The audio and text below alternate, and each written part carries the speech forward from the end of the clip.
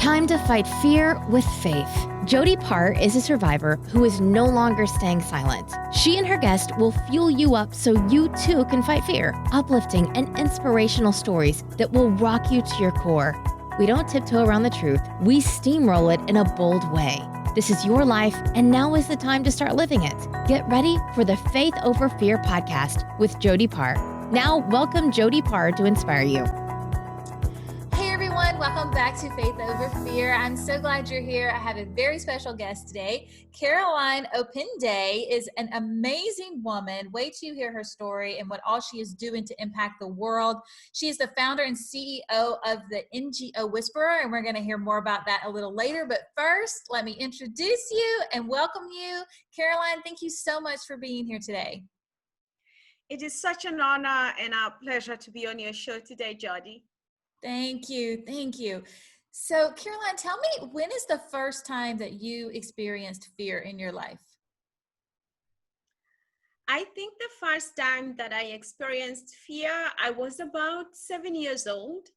And we had a dog that caught an infection, and they were going to put that dog down. So my dad and the veterinary officer where we lived back home in Kenya, where I was born and brought up, in the Rift Valley province of Kenya, they were going to put the dog down. And that is the first time I remember feeling very fearful for my dog. It was a family dog, and I actually treated that dog as my little brother because I am the youngest in a family of 8 kids.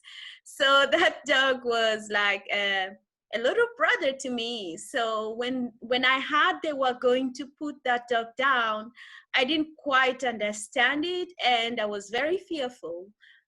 So as far as I can remember, that is the earliest point in my life when I felt fear. And what happened after that? Did they? I remember. I remember. Jody, as you know, when you have a pet and he is or she is a family member, when they tell you that they are going to put him down, and the way my mom and dad explained it to me and my siblings who were there at that point, was they are going to put down my dog and he is going to heaven. So I was like, how does that happen? And they said they were going to inject him with something, and then he will just go to sleep and he will not wake up. And I wanted to be there, but of course, they wouldn't allow me to be there. So I felt a lot of pain. I cried a lot that evening. The following day, I did not want to go to school at all. I was 7 years old. I was in Kenyan education system. I was in standard 2. So that was the first time that I felt that fear. I felt a loss. I felt a lot of like powerlessness in me. And it also came with the fear of the first time recognizing that when someone is ill, because to me, our dog was not just a dog. His name was Jimmy. Our dog was not just a dog. Jimmy was a family member. And then I realized, oh my God, it is possible that someone could die. And that's how I felt. Right. And as a small child, that's something that can be very scary and very confusing and upsetting to go through that. So as you got older and living in Kenya, tell me how that was very different. So growing up in Kenya, my dad was in the medical profession. So we lived very close to the hospital because he could just walk from our house to the hospital. That's how it is in many parts of Kenya, where doctors, nurses, and medical professionals actually have their quarters very close to the hospital, so they don't have to drive and get, caught up in traffic. Now things have changed a little bit. I grew up in the 80s. So that's how it was way back in rural Kenya where I grew up.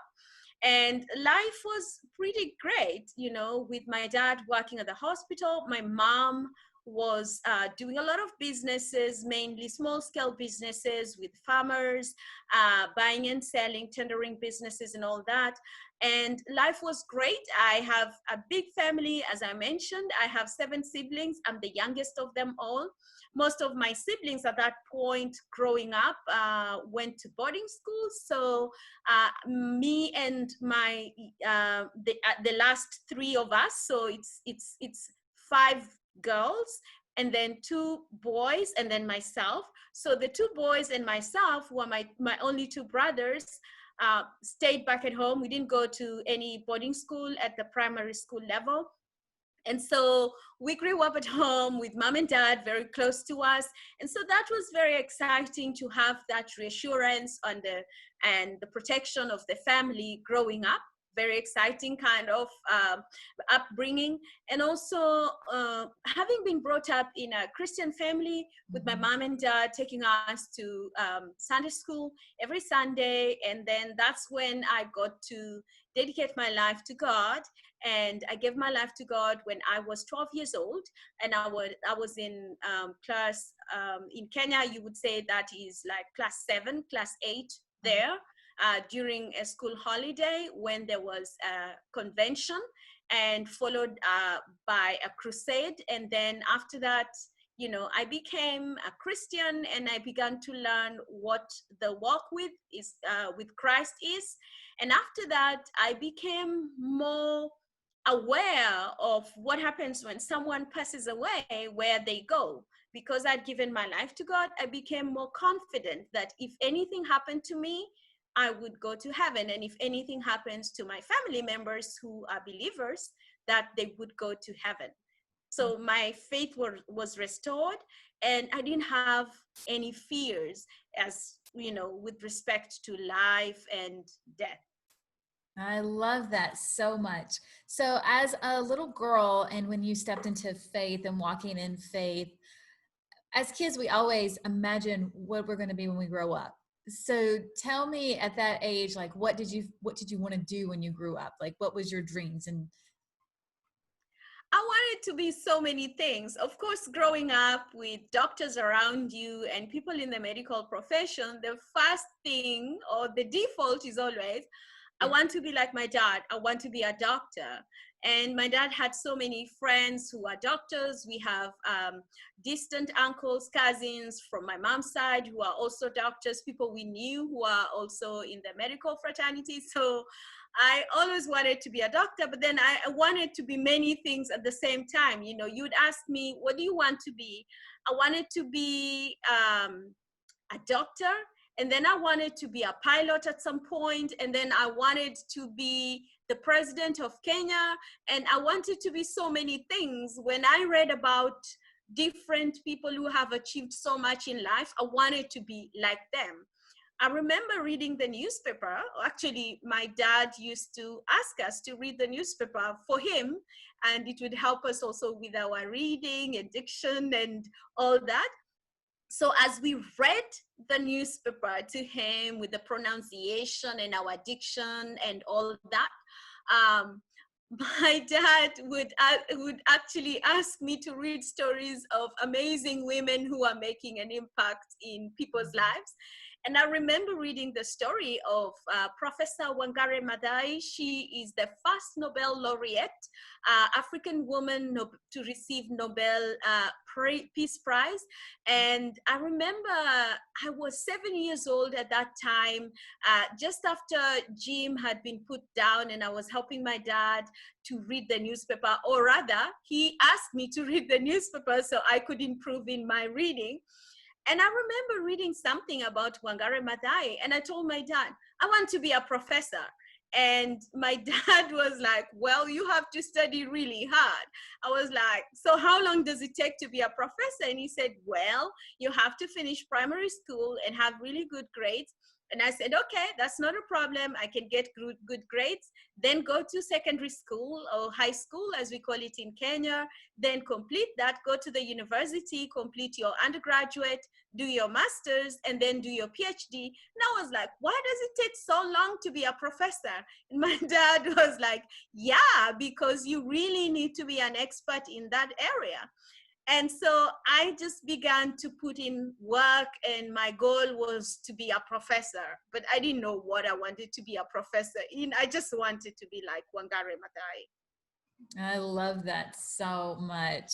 So you have done so much. I mean, we see the banners behind you, raising funds, impacting lives, the NGO nonprofit, the magazine, the TV show you're doing. Tell us how that all was born. Tell me how that came about. It actually started way back, growing up and seeing what's happening in people's lives and in communities. So then I saw my mom getting involved in giving back to the community. To some point, I didn't quite understand why she would give so much of her time to other people, to the expense of spending more time with people and not with us as her children. And then I realized she was giving back to people who did not have much. So then when I grew up, I was involved in Boy Scout, Girl Scout in my primary school. So in Kenya, we have what we call Girl Guides, and we have Scouts and Girl Guides and all that. And so I became a Girl Guide. And I only became a Girl Guide because I wanted to do something good. As Boy Scouts or Girl Guides in my school, we always had to do what we call a good turn. A good turn is basically something good to somebody. So every day I would wake up and ask myself, what is the one thing that I want to do to someone who cannot repay me? And so I would do something nice to my brothers. So it started like, sometimes you would have candy and you'd give it to someone and they would say thank you. And even if they didn't say thank you in a way that you thought was appropriate, you would just be, okay, that is my good turn for the day.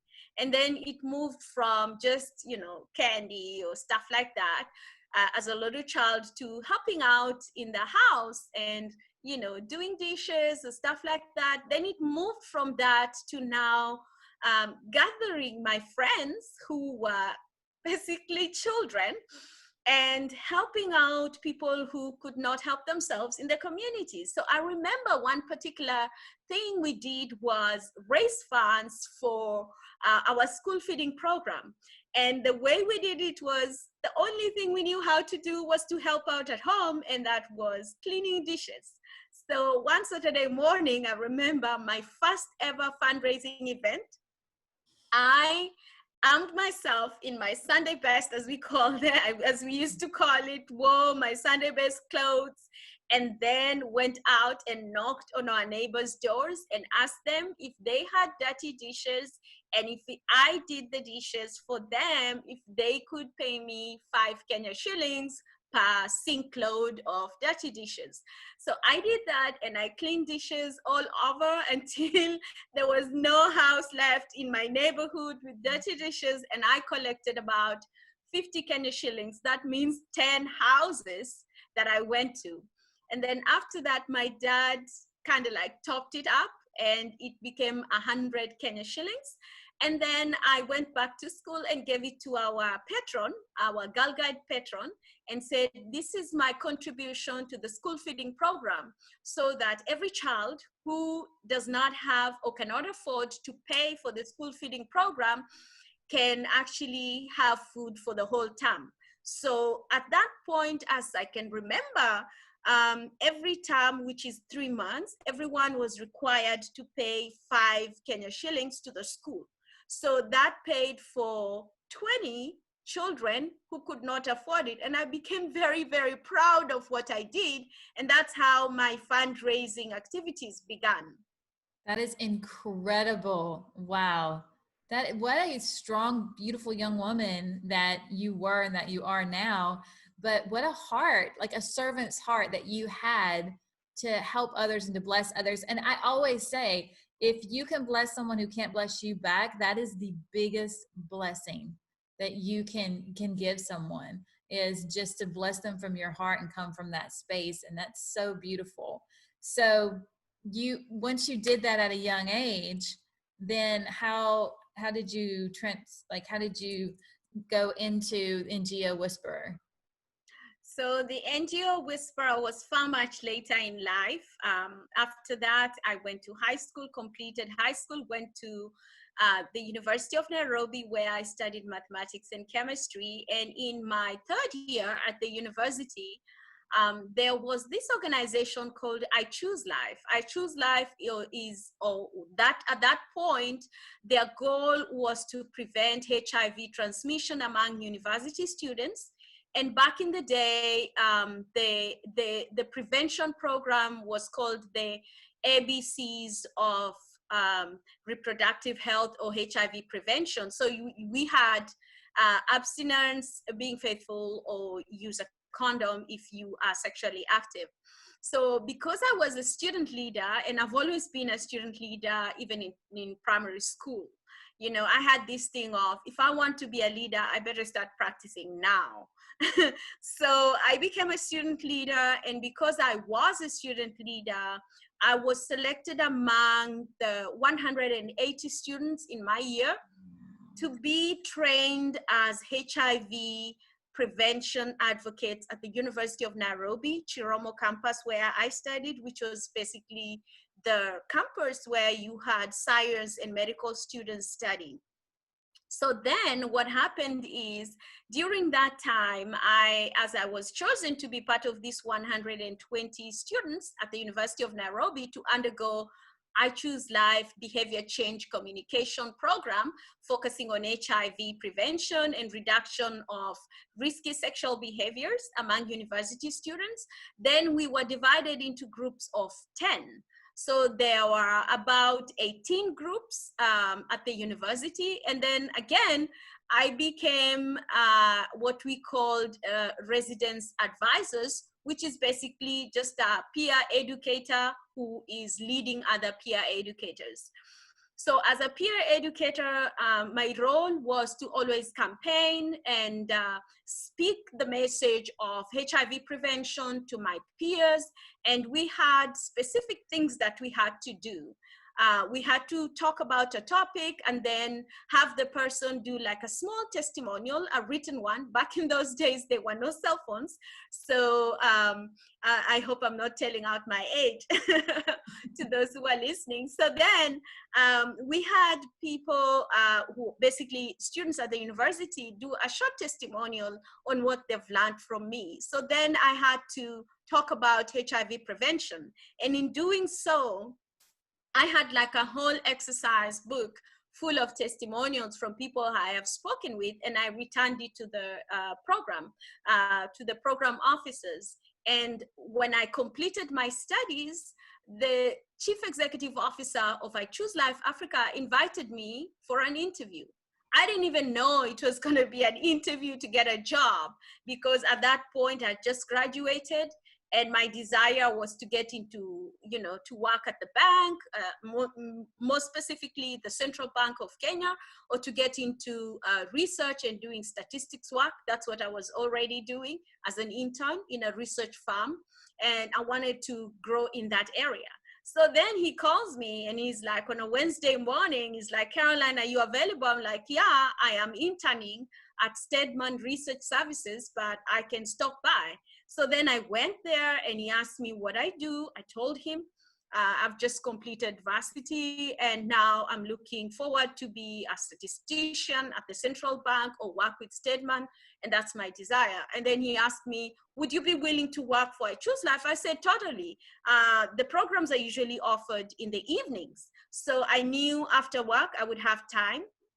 And so the university was very close to these places that I was eyeing to go and work. The Central Bank is just down the road, and Stateman, where I was interning for a few weeks, was just, like 20 minutes a walk.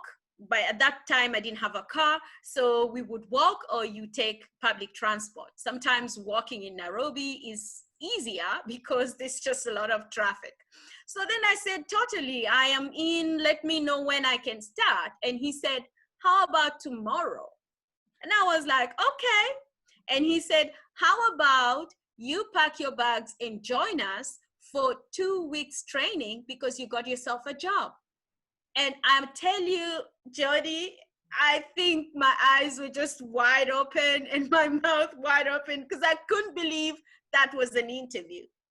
I totally couldn't believe it. And that's how I got into the nonprofit sector. I worked with them for close to 5 years, relocated from Kenya, went to South Africa, worked there for 7 years. And in 2018, I left full-time employment and founded the NGO Whisperer because I wanted to serve more nonprofits, not just one, but many nonprofits with the knowledge and the skills that I have gained throughout my life. Wow, that is so fascinating to me. Like, it is so amazing what all you have done. And so now you're in London, correct? I'm actually in Manchester, which is not very far away from London. Yeah. Okay, gotcha. And happily married, and you know that. And so tell us, in 2018, when NGO started, you have now a magazine, you have a TV show, you're the producer of your own TV show. Like, it's just amazing to me. Tell us how that's all going and what's happening with NGO Whisperer. Thank you so much. So the NGO Whisperer was founded in March 2018 when I stepped out of my employment with a certain nonprofit that is based in South Africa, in Cape Town. And my desire was, since the beginning, even when I did my master's in project management, was to be able to provide technical support to nonprofits, because I had seen so many great nonprofits that were doing great work, but did not have the systems and the processes to take them to the next level. And the next level would be either getting more funding so they can reach more. It could be strengthening their project management systems. It could be in the area of organizational management or governance, with the board members and the organizational structure and how they lead their people. I also looked into areas of compliance and risk management. And these are just a few things that I thought. So I pulled together what I call the NGO Whisperer lines of business, and there are 6 of them. So the first one, as you can see right over there, is resource mobilization. And then there is project management, governance and organizational management, compliance and enterprise-wide risk management. So that's basically measuring risks of nonprofits and helping them to develop mitigating factors or a risk management strategy. That is actually one of the topics or something that is key that I did during my my master's level education at the University of Salford. My research focused on enterprise-wide risk management within the nonprofit sector, looking at compliance to rules and regulations and all that. So I did a case study on that.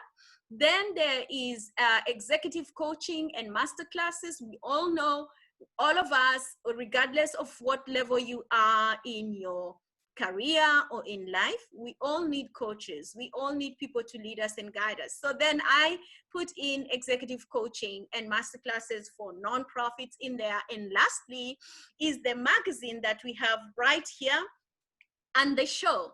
So how the magazine came about was, when I started out the NGO Whisperer, I had 3 organizations reach out to me to feature me in their magazines. And even though I appreciate the way they told my story, they told it from an entrepreneur point of view.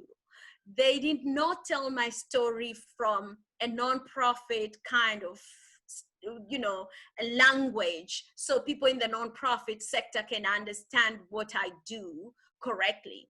And then I thought to myself, how can I help other people tell their stories in a way that is so compelling and very well understood by people in the nonprofit sector? So then I started the magazine.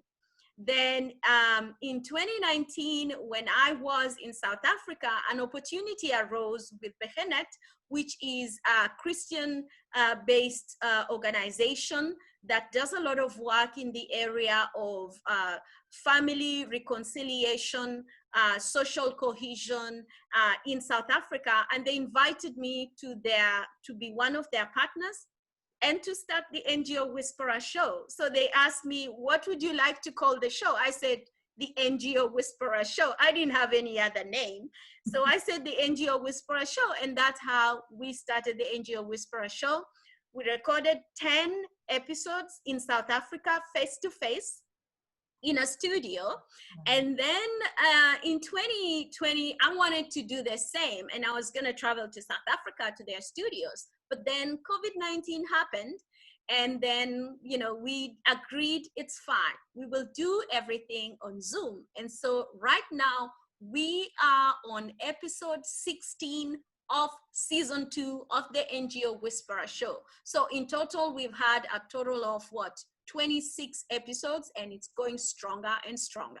That is incredible. That is so awesome. Congratulations on all your hard work and everything that you've accomplished. It's like I said, it's just fascinating to me, and I think it's amazing. And I love how God is using you in so many different platforms and areas. And so last thoughts, if you could speak to someone who's listening to this show right now and they're like, well, I would love to be able to do that, but I don't think that I'm good enough or that I'm not able to. What would be advice that you would give to someone that is sitting back on their dreams and not going for them like you did? Thank you so much. That's such a great question. Before I get into that question, I just want to go back again to the NGO Whisperer Magazine. Yes. With the NGO Whisperer Magazine, we are telling stories of men and women who are making an impact in other people's lives. We also have educational and informational material that we provide, and this is on very different topics. So for example, we have a column on project management. We have a column on fundraising, business strategy, governance and organizational management. We have a column on social impact. We've now included a column on personal wellness, and here we are talking about professional development. We are talking about issues around how to manage your finances and how it came about. And I will share with you testimonials of how just things came into place. With the NGO Whisperer Magazine, as you can see, there is one of the covers of the magazine is like burgundy with a lovely, beautiful Justina Mutale on the cover with the African gear. I reached out to her, and I had known her for over 3 years on social media. So everything that I did was just based out of faith and nudges that I felt in my heart. This is the way to go. Of course, there's strategy and there's planning, but when you have to make a decision on who is going to be on the cover of the magazine, I prayed about it. And I felt God leading me to reach out to Dr. Justina Mutale, and I reached out to her, and she said yes without any question. And I told her, this is our first ever magazine, and that was last year, in 2019. And then, she came back. We put her on the cover, and then the second issue of the magazine, again by faith, I said, God, we've had an amazing woman. She was named African Woman of the Year in 2012. In 2019, she was named one of 100 most reputable people on earth. And she said yes to a magazine that had never existed before. She trusted me. Love that. And then the second issue of the magazine, again, that's why I have these two amazing ladies, because they paved way for me. That is the first lady of Antigua and Barbuda, Lady Sandra Scotland Williams. So Lady Sandra said yes to me again. social media. I reached out to her. I reached out to her office, and I was traveling from the UK to South Africa, and I had a long layover in Dubai. And they reached out to me, and they said, "You reached out to us. You'd like to feature Lady Sandra?" I said, "Yes, I would like to feature her." Then she said yes. Then we started the communication and everything, and there she is on the cover of the second issue of the magazine. Right now, we are on issue number 6, which we will launch in August. So what am I saying in all these stories? Faith. Faith is really important in everything you do. I don't know about other entrepreneurs or any other person who's trying to do something that is beyond them or something that they have never done before. If you do not have faith that you will prevail, then you might as well not even start. Again, when you're reaching out to people, you're reaching out to people with the hope and the faith that they will trust you with their stories, that they will trust you to do a great job and tell their story in a very compelling way. So I didn't have a huge team, but I started where I was.